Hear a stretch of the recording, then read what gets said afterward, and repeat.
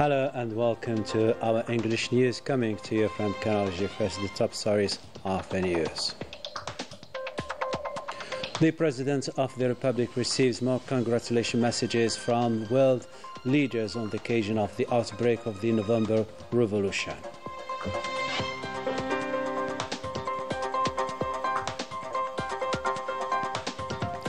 The proceedings of the tripartite neighboring countries are crowned with a communique stressing the importance of a Libyan political settlement to the country's crisis.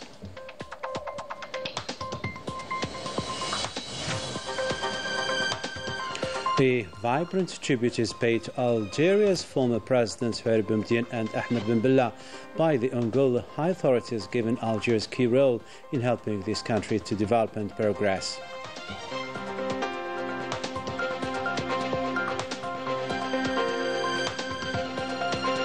And the special envoy of the UN to Western Sahara hails the extension of the MINURSO mission, indicating that the last UN resolution determines a special framework for negotiations. Hello and welcome once again. We kick our news with the congratulatory message sent by world leaders to the President of the Republic on the occasion of the November Revolution, starting with that sent by the UN Secretary General Antonio Guterres, who extended his best wishes to Algeria, an occasion to think together how to face the common world challenges with the growing number of tension areas that require cooperation to promote peace, sustainable development and human rights.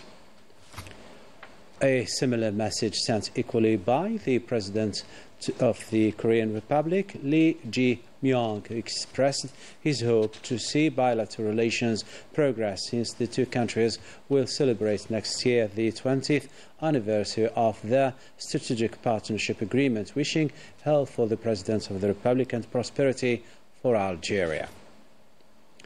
For his part, the Romanian President Nicolae Dan extended a congratulatory message to the President of the Republic, displaying his will to upgrade the friendship relations to the service of the two peoples. And the Greek President Konstantinos Tassalas extended as well a congratulation message to the President of the Republic, wishing him health and prosperity to the Algerian people, celebrating an important stage of their history, recalling, by the way, the excellent relations binding the two countries. And the Vietnamese President Nguyen Nguyen extended a similar message, expressing his best wishes of success and development to the Algerian people, reiterating his will to further develop the traditional relations of cooperation between the two countries to the prosperity of both peoples.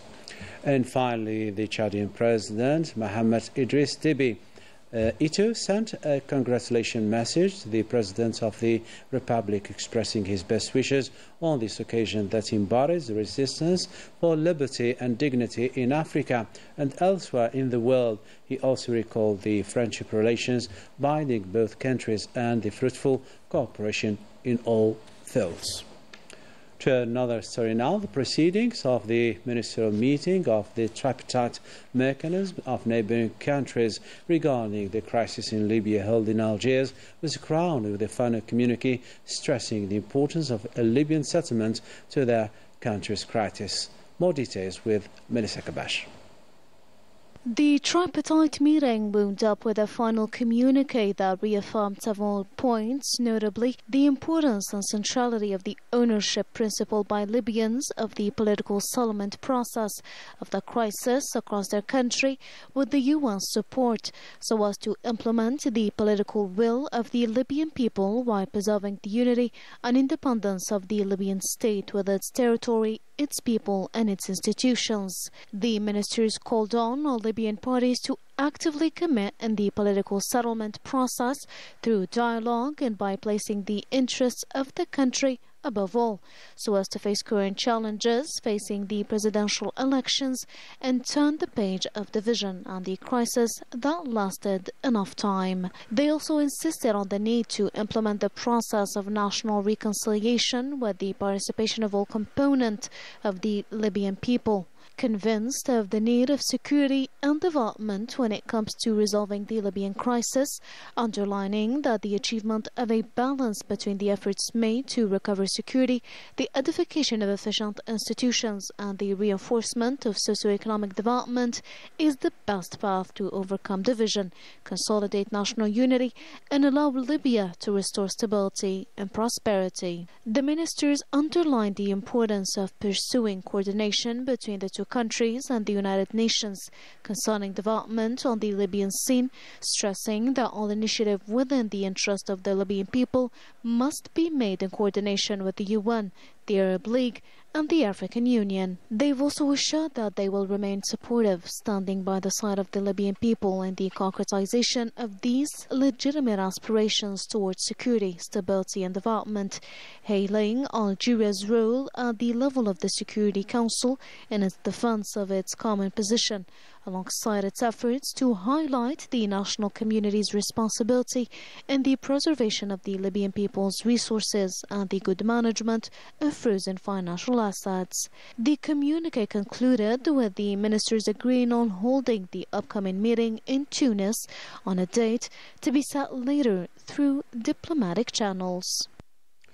On the occasion of the 50th anniversary of Angola's independence and as a token of gratitude to Algeria's support to people's right to self-determination, the two former Algerian presidents, namely Ahmed Ben Bella and Houari Boumediene, were honored by the Angolan president, who recalled the key role of Algeria in helping the country to develop in the sectors of energy, hydrocarbons and higher education, notably in terms of training.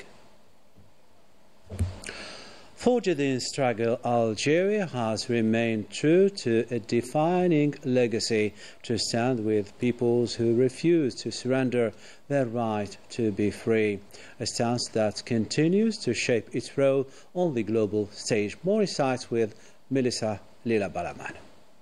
From the earliest days of its struggle, Algeria chose to stand with peoples fighting for self-determination. Even during its own war of liberation, Algeria's revolution resonated abroad, and after 1962, the newly independent state became a central support for anti-colonial movements. From Angola and Mozambique to Zimbabwe, Niger, and Namibia, Algiers became known as the capital of freedom. La révolution algérienne est devenue le moment charnière. The Algerian Revolution became a pivotal moment, both symbolic and decisive, that energized the idea of national liberation across Afro-Asian nations. It helped accelerate decolonization throughout Africa and influenced the Arab world's struggle against Zionism, with Algeria later serving as a strategic base for that cause. Partout en Afrique, à partir de cette révolution algérienne.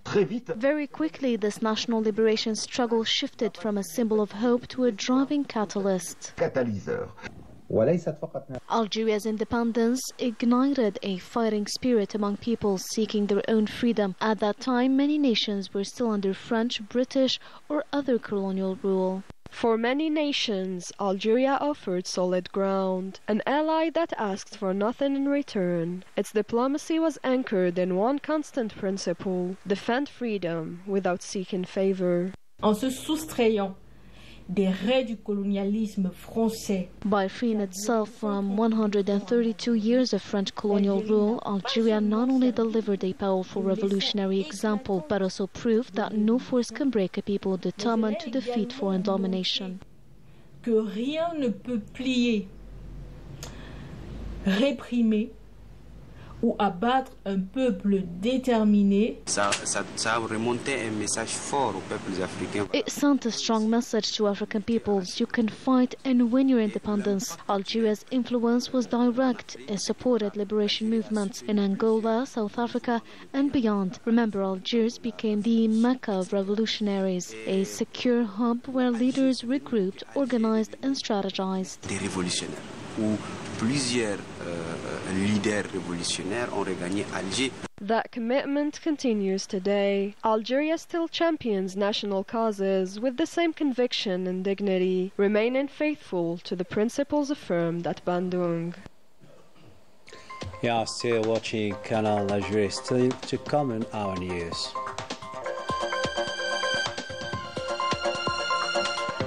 Social turmoil continues unabated in Morocco, and citizens keep denouncing the blatant violations of human rights in the country.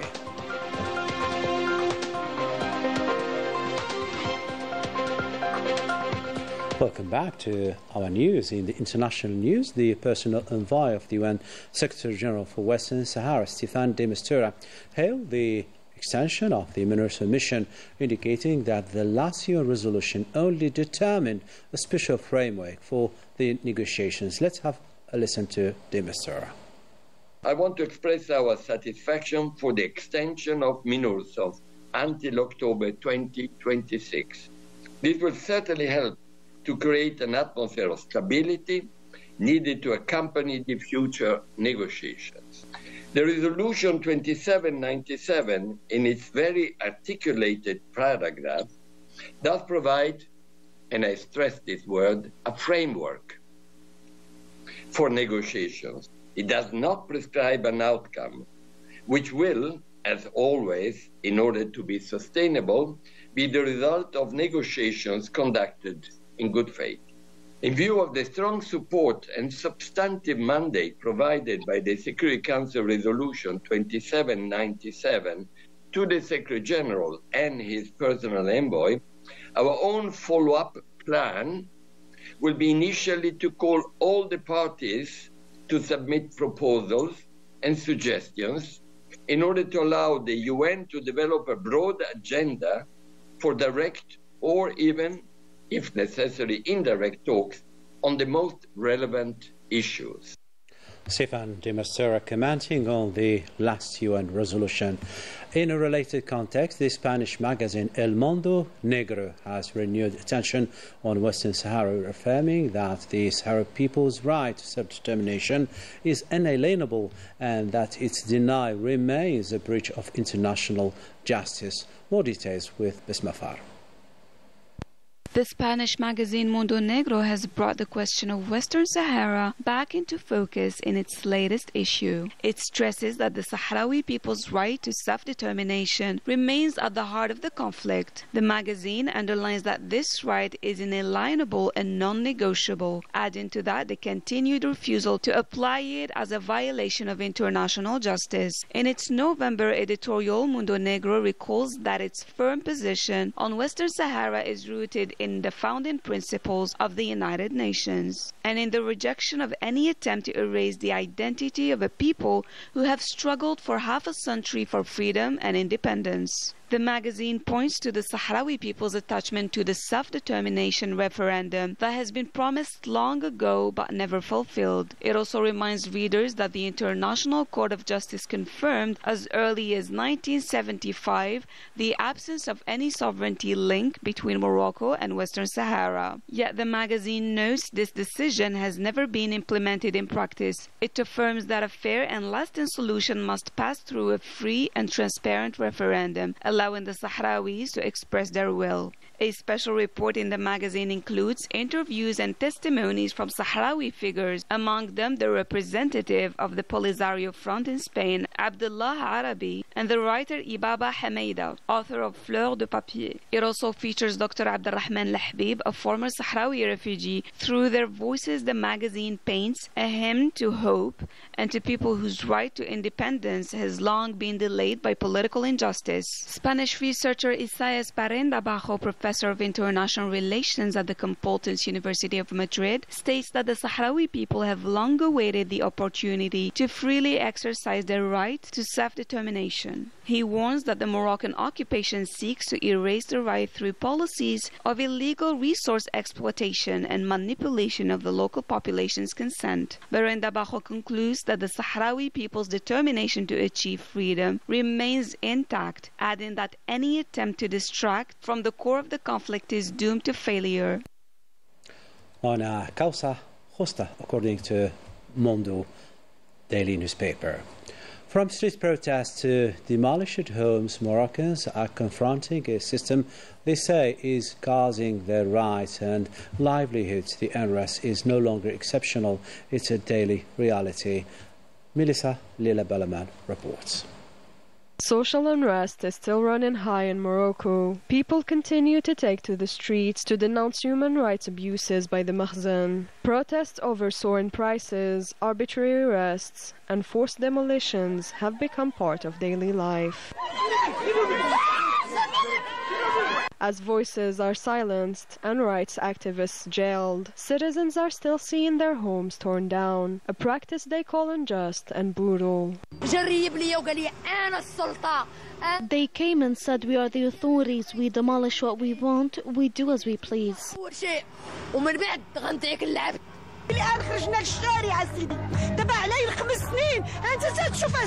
We were thrown into the street. Look where I sleep with my 3 children, summer or winter. Our kids are traumatized. They refuse to go to school because they're hungry.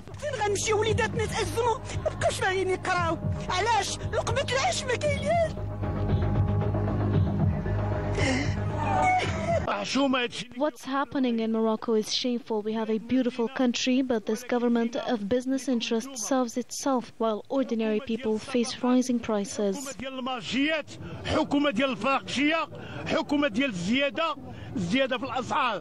Today's crisis is the outcome of decades of authoritarian rule. Dissent is censored, human rights defenders are dragged into court, and the population is left with poverty and injustice.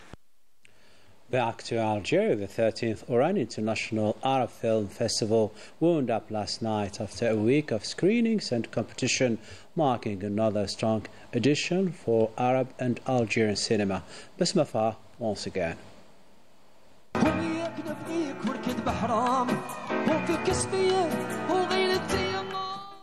The 13th International Arab Film Festival closed last night after a week of screenings and competition, where more than 30 works have been presented. The ceremony ended in an atmosphere of distinction and authenticity, giving Arab cinema back its brilliance and its deeper meaning. لقد منح حضور كبار الفنانين The presence of major Arab and Algerian filmmakers has given this edition a strong cultural and human dimension. It reaffirmed the festival as a space for dialogue, for encounters and for artistic exchange. ولهذا الحدث السينمائي الكبير مكانته باعتباره فضاء للحوار وللتلاقي ولتلاقح الرؤى والتجارب. لقد حاولنا معا We try to underline their shared goal to keep this festival a place of dialogue before being a stage for awards, a cultural space that welcomes Arab cinema and brings creators closer together. This edition awarded the Weher d'Or for short film to the Syrian production Ismi Amal. The Weher d'Or for documentary went to the Egyptian film Abu Zurb 89, and the Best Feature Film award was granted to the Algerian film Amal Dirak. I would like to thank the festival management, the Wali of Iran and the remarkable team supporting this event. I would also like to thank the Minister of Culture and the people of the city for their efforts.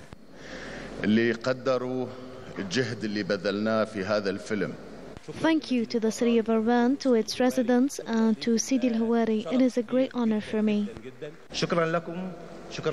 Congratulations to the organizers of the festival and congratulations to all the participants. May success accompany each one of you. I invite all Egyptians to discover the beauty of Algerian cities. The Egyptian people love Algeria and I grew up with that same love.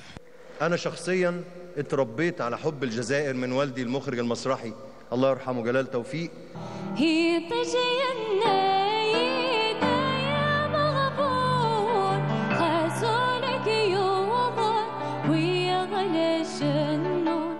The ceremony also honored several iconic figures for their artistic contribution, including Algerian actor Sid Ahmed Dagoumi, Egyptian actor Mundi Raihana, and theater director Jalal Tawfiq, highlighting the festival's role as a bridge between generations of Arab creators.